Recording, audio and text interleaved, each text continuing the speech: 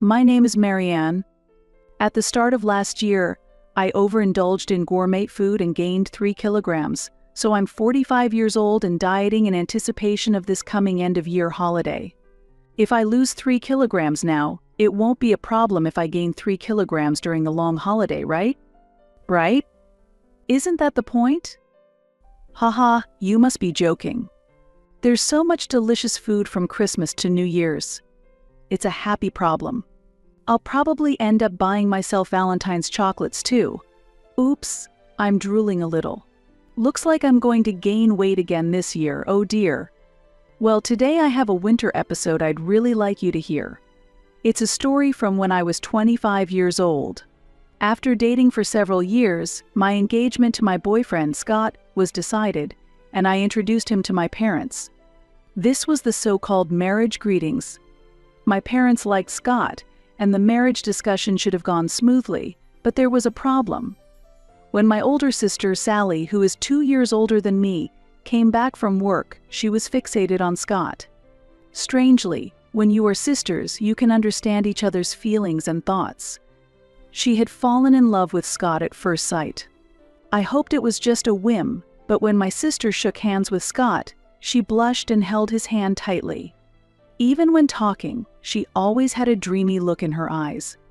I don't think it's appropriate for a sister to behave like that towards her younger sister's boyfriend, but she must have done it unconsciously. Human emotions are uncontrollable, and I continued to pretend I didn't see anything, believing my sister wouldn't pursue a serious relationship.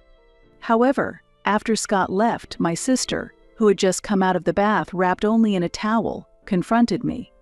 "You should call off the engagement," she declared. According to her, that man is a philanderer and you can find someone more suitable. She continued to slander Scott. But there was no basis for her claims. "Why do you think he's a playboy?" I asked. "It's a woman's intuition," my sister replied. My sister has never had a boyfriend. How could I believe in her woman's intuition based on her inexperience with the opposite sex? Therefore, I thought I should trust Scott's character, which I have observed over the years. Of course, I casually dismissed my sister's advice with a "yeah, I'll be careful not taking it too seriously." Since then, Scott frequently visited our home. He said he wanted to build a good relationship with my family, so I invited him over comfortably in response. My parents were pleased, and I hoped that my future husband and my parents would get along well. Though the relationship should have been built positively, my sister tried to build a good relationship with Scott in a different sense. According to Scott, when I wasn't around, she grabbed his arm, pressed her chest against him, and asked, "Don't you think Marianne is immature?" She even asked for his contact details and intentionally fell down to expose her underwear.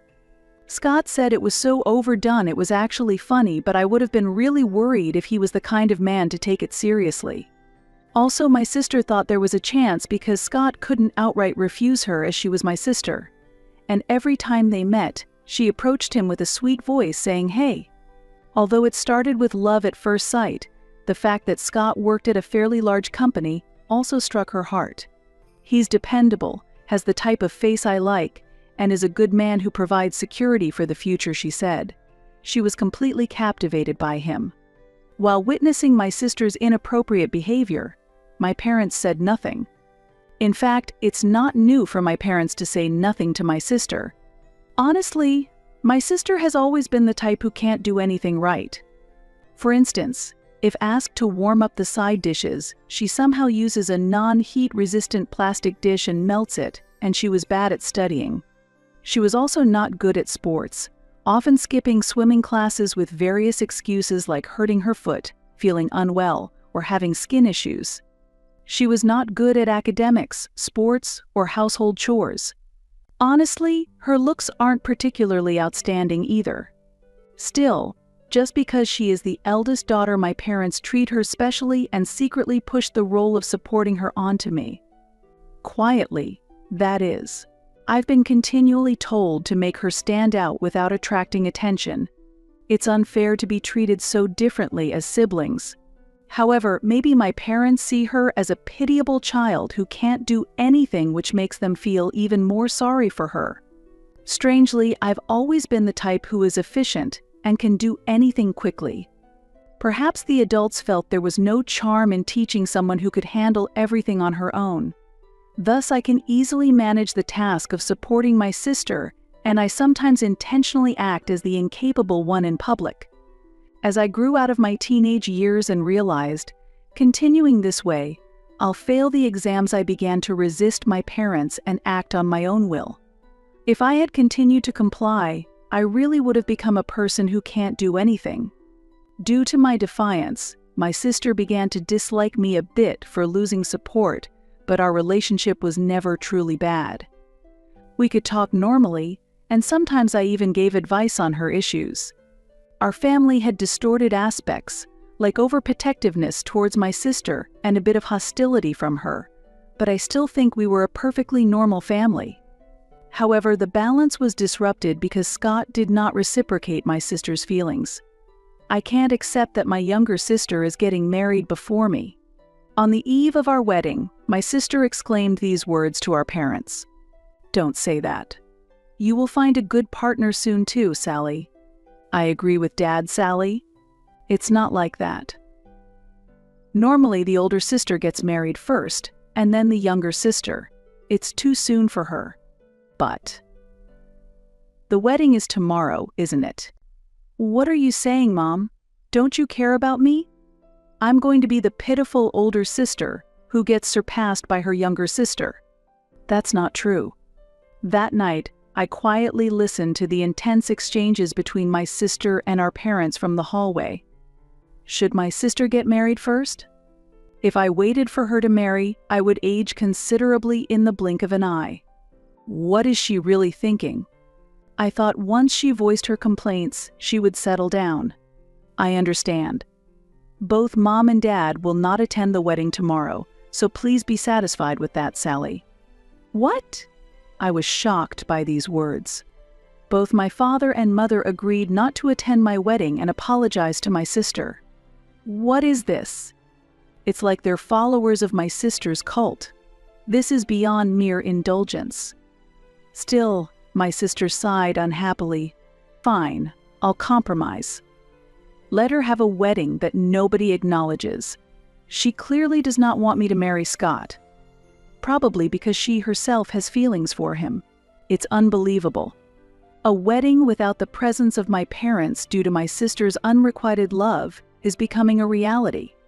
And then, the wedding day arrived. Despite it being a day of celebration, I could hardly sleep due to anxiety. Of course, it wasn't anticipation that kept me awake, but the discomfort from recalling the exchanges between my sister and my parents.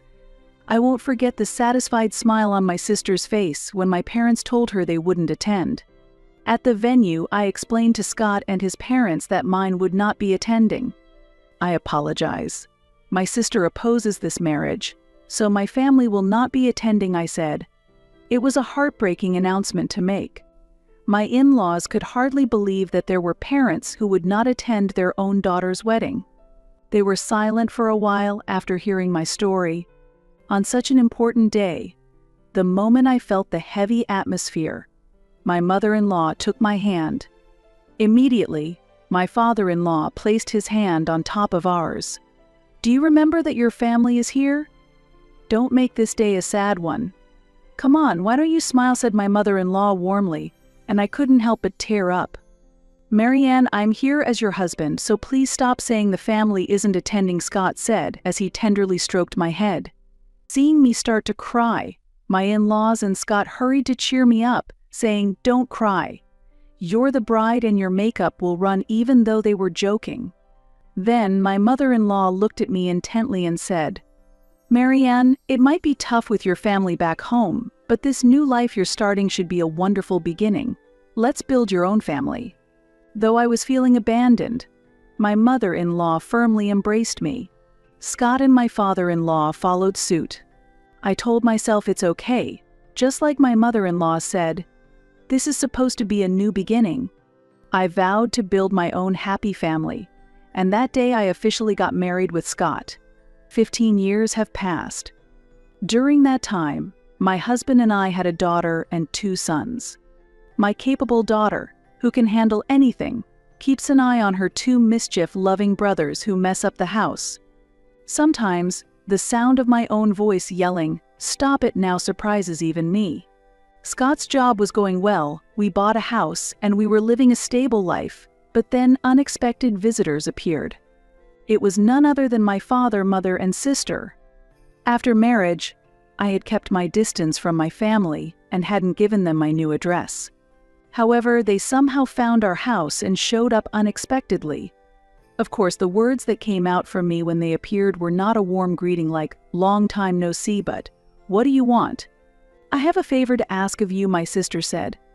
My parents also said, "It's something only you can do for us," as they looked at me sincerely. What's going on? What could they possibly need from me after 15 years of distance?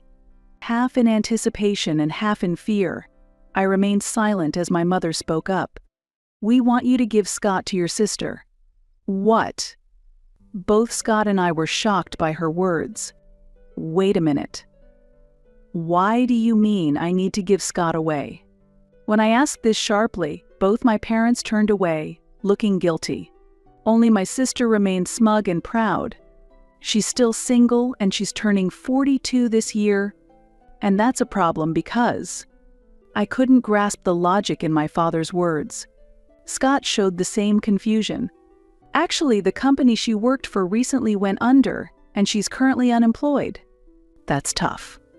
We worry about your sister's future being single and jobless. We hope you understand. Since you are sisters, you should feel the same. I silently countered their serious looks with, "No, I don't think so," in my mind. Curious about what they would say next, I was frustrated with my father's slow speech. I held back unnecessary comments, eager to hurry his response. "She's always liked Scott. And she's still alone because of that. You've enjoyed your marriage with Scott, haven't you? Could you please let your sister have him for the rest of her life?" What? What do you mean? Seeing their reactions, Scott seemed lost for words as well. Meanwhile, my parents were pleading, please, and my sister maintained her haughty demeanor. She seemed certain she would get Scott. Given that my parents always catered to her desires, it's no wonder she believed it. But this was an outrageous request.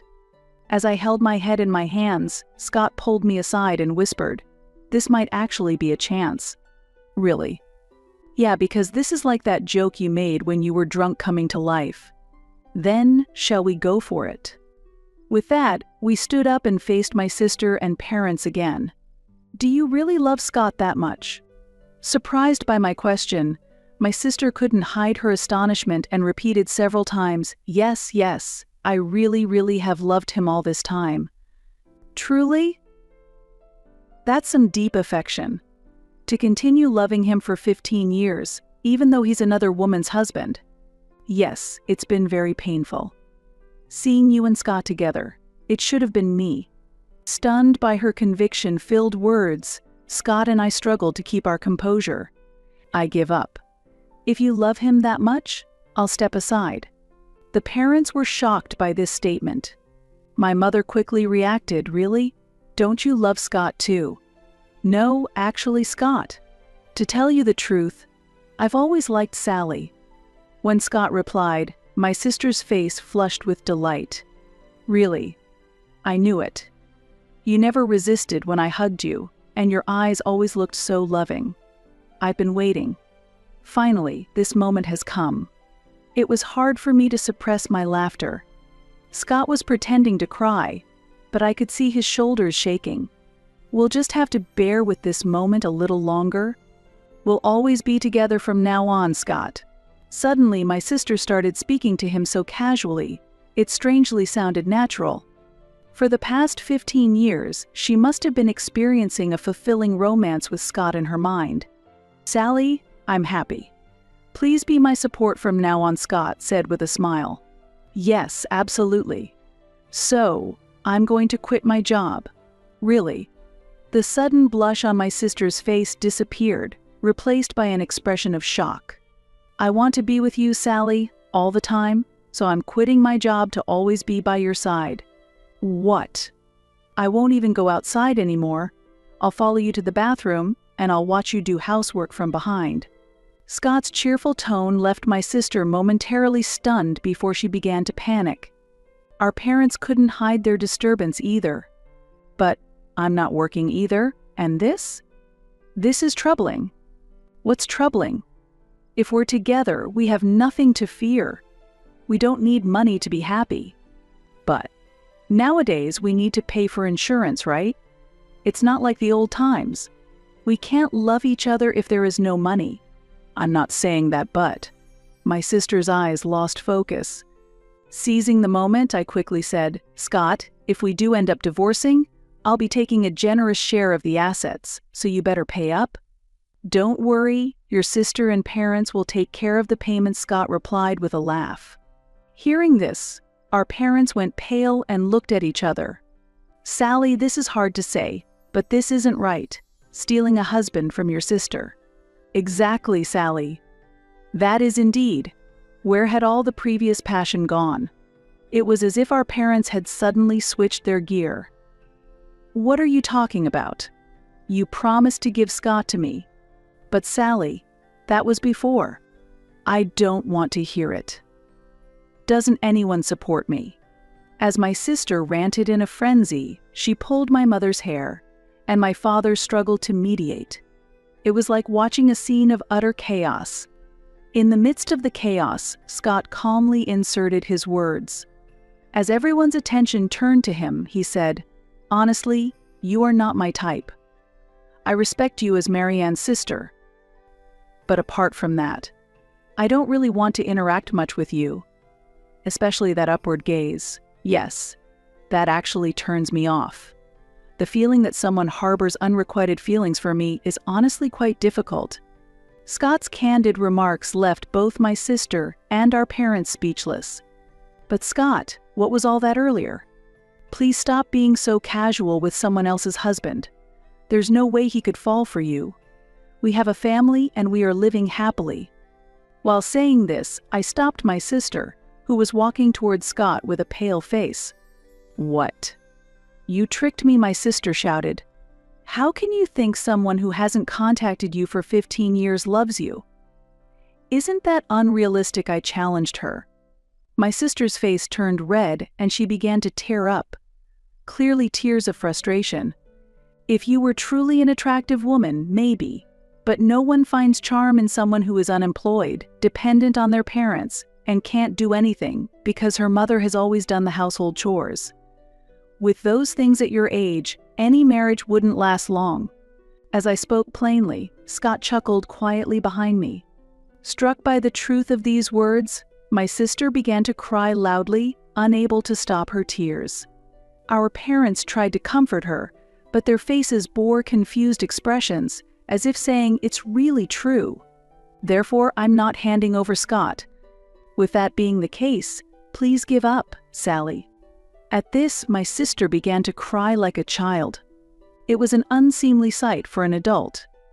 She really hasn't grown up. Take this experience as a lesson, and please don't involve yourself with us again. No matter how much trouble you find yourself in the future, don't expect any help from us. With that, I slowly closed the front door. When the children asked, what happened? I responded, It's Halloween season, so it seems a ghost came early. My eldest suggested. Let's exorcise the spirit. Although I stopped that idea, it almost seemed like there was a wailing ghost outside, as we could hear my sister crying. Another 5 years passed, and she remained single.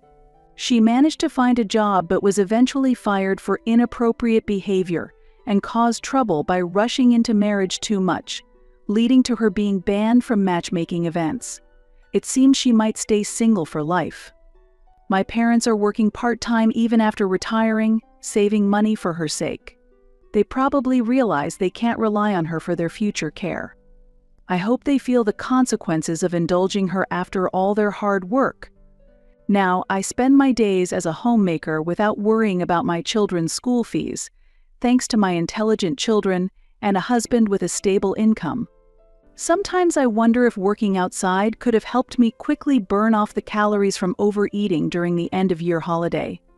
My daughter, already slim, is entering her growth phase and wants to start dieting, which I'm persuading her against.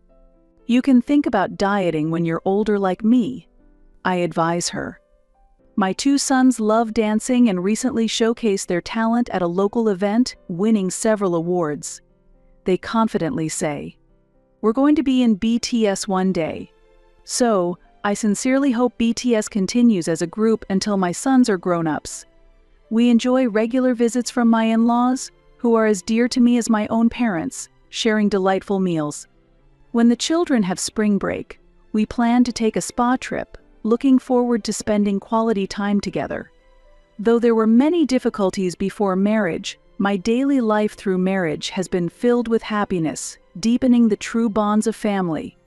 I hope for continued health and long life for everyone to share more precious times with our family.